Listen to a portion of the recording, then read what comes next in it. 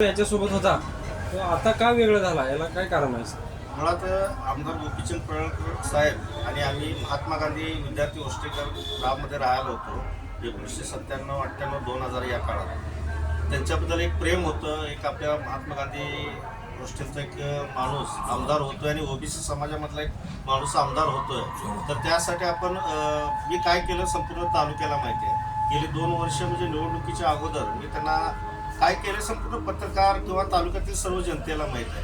परंतु काय झालं की इलेक्शन जसं झालं आमदार साहेबांनी मुस्लिम समाज असो, ख्रिश्चन समाज असो, काही अल्पसंख्याक समाज असो, त्यांना त्यांची जी भाषा आहे ती बदलल्या म्हणजे त्यांच्यावर काही नाही ते आरोप भरपूर केले. ज्या लोकांनी त्यांना विधानसभेच्या वेळी मतदान केलेलं आहे त्यात आमचे काही मित्रबांधव होते की त्यांचे मला फोन यायला लागले, अरे बाबा हे काय आहेत, आपण एवढं मदत केली आमदार साहेबांना आणि असं कसं. त्यामुळं आमची थोडी फारकत आणि काय अशा गोष्टी आहेत की मी आता इथं आपल्याला बोलू शकत नाही की त्याच्यामुळं आम्ही त्यांच्यापासून फारकत घेतली. दुसरा एक मुद्दा असा की लिंगायत समाज आता जे लिंगायत समाजाकडून आरळी असे उमेदवार म्हणून हे करेल, तुम्ही सुद्धा लिंगायत समाजाचा आहे, तुम्ही आरळी साहेबांसोबत असायला पाहिलं होतं, ह्याचं काय? मुळात मी भाजप सोडल्यानंतर मी डायरेक्ट शिवसेनेमध्ये गेलो. आरळी साहेबांचं आज तसं बघायला गेलं तर ती नगराध्यक्ष पदास त्यांचं काम नाही आहे. कारण मुळात त्यांचा जो पेशा आहे तो डॉक्टर पेशा आहे.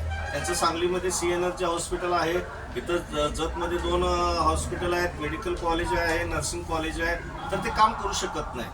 आणि मुळात सलीमबाई आमचे जे आहेत उमेदवार जे पक्षाने दिलेले आहेत ते आज त्यांनी कुठल्याही गोरगरीब माणसाचं काम करायचं असेल तर ते आमचे सलीमबाई करू शकतात.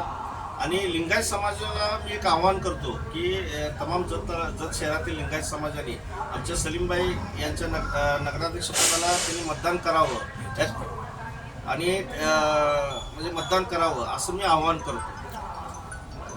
अजून एक जी भाजपने आता ब्ल्यू प्रिंट सादर केली हां, तसं तुमच्या शिवसेनेचं काय वेगळं काय विजन असणार आहे?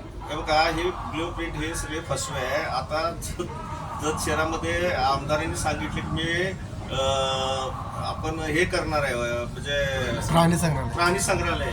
हे म्हणजे हास्यास्पद आहे, लोकांनी जास्त मनावर घेऊ नये. आणि ब्ल्यू प्रिंट हे काय मुळात नगरविकास खातं आमच्याकडे आहे.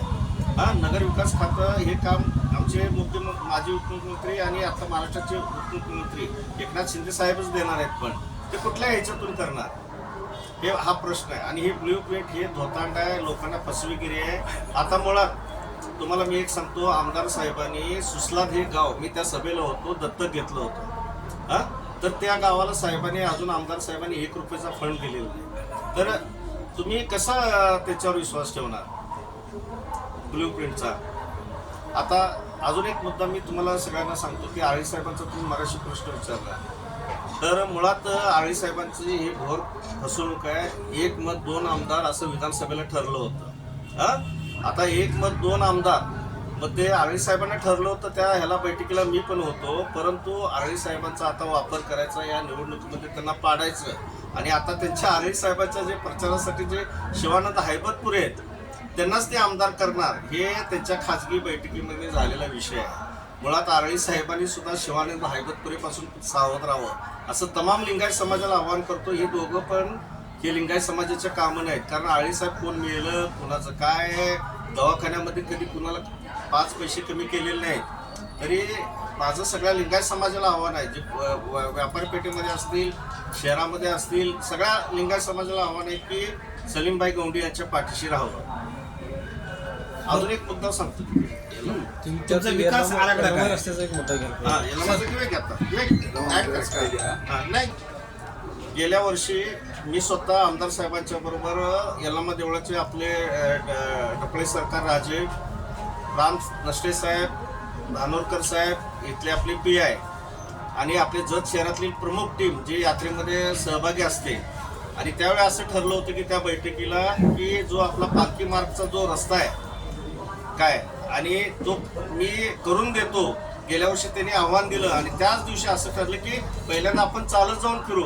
आम्ही स्वतः तिथं गाड्या पार केल्या, स्वतः आमदार साहेब आम्ही चालत गेलो त्या रस्ता. आणि आज 1 वर्ष पूर्ण झालं तर कुठल्याही रस्त्याचं काम झालेलं नाही. म्हणून तमाम जतकरांना आव्हान करतो की कोण आता थापाडा हे तुम्ही ओळखावं.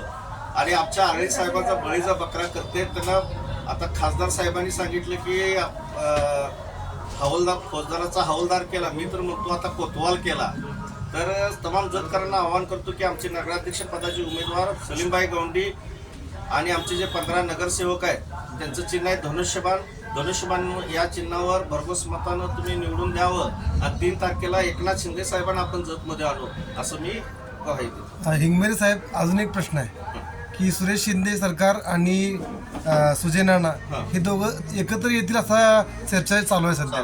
तर त्या संदर्भात तुम्ही काय बोलू शकाल? मुळात सुजय नाना ते माझे मित्रच आहेत, परंतु मला काय वाटत नाही की सुजय नाना आणि शिंदे सरकार येतील, कारण मुळात शिंदे सरकार आमच्याकडे यायचं चाललेलं होतं, पण पक्षाने काय आमचं सांगितलं की पक्षांना भविष्य घडवणारा माणूस पाहिजे, त्यामुळे आम्ही सुरेश शिंदे साहेबांशी चर्चा ही केली आणि मला असं पण वाटतं की हे दोघं कधी एकत्रित येणार नाही.